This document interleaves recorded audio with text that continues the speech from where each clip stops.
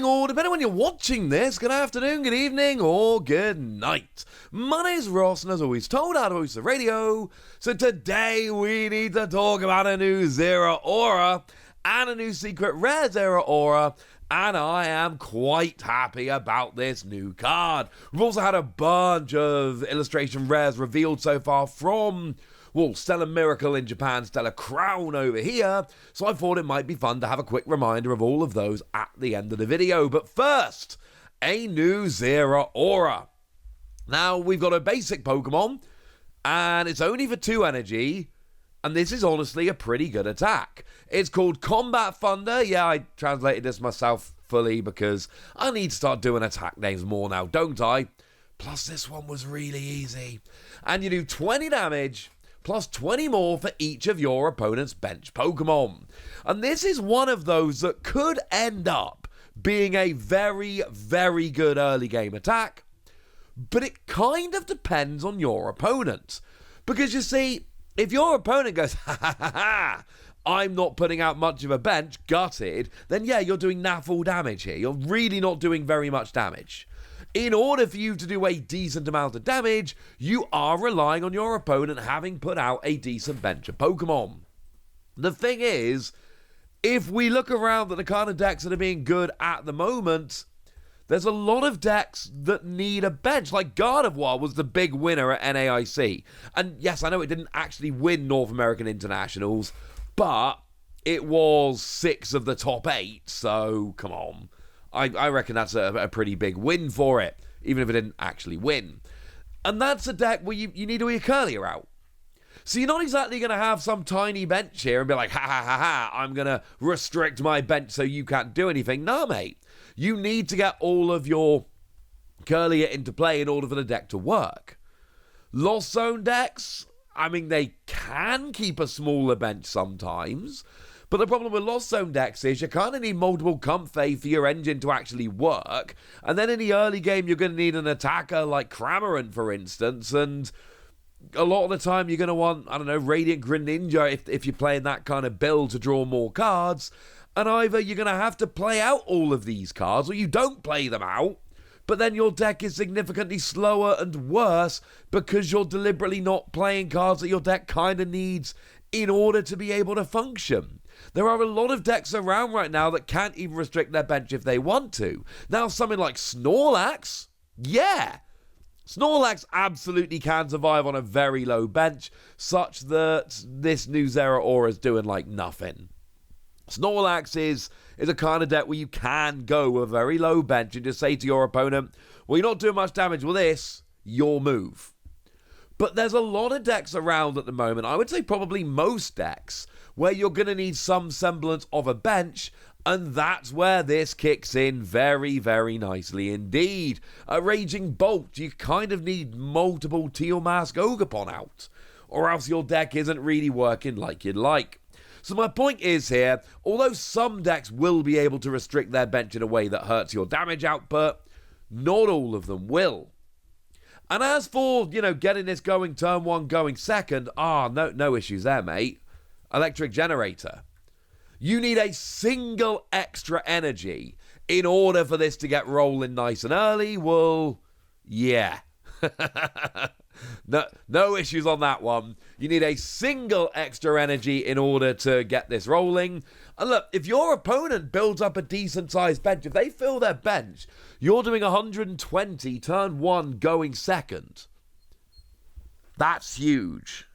Now, one of the biggest issues here is that your opponent can essentially just go, right, well, I desperately need to stop them doing 80 damage, so as long as I've got 2 bench Pokemon, they can only do a maximum of 60 and I'm fine.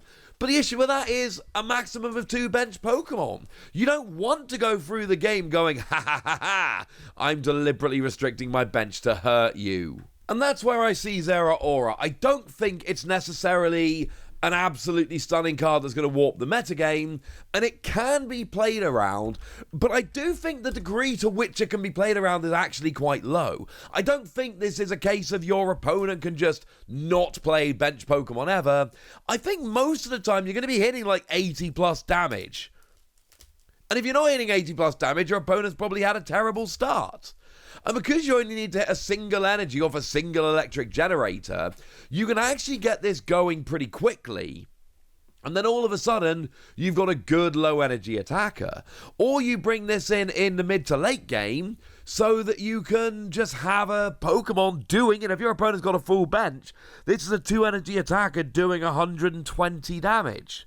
Now, I will say damage-wise, you actually fall a little bit short of Lugia V-Star. And then there's ways to bump it up, but that's not the point here. The point is, what you want is a basic Pokemon that you can drop, do 140, double with 280, boom, KO Lugia V-Star. You're not getting that here. You're not getting that one-hit KO on Lugia. That is actually legitimately disappointing for me. That would be something I'd be absolutely looking for. And also along the same lines, you're not getting Pidgeot.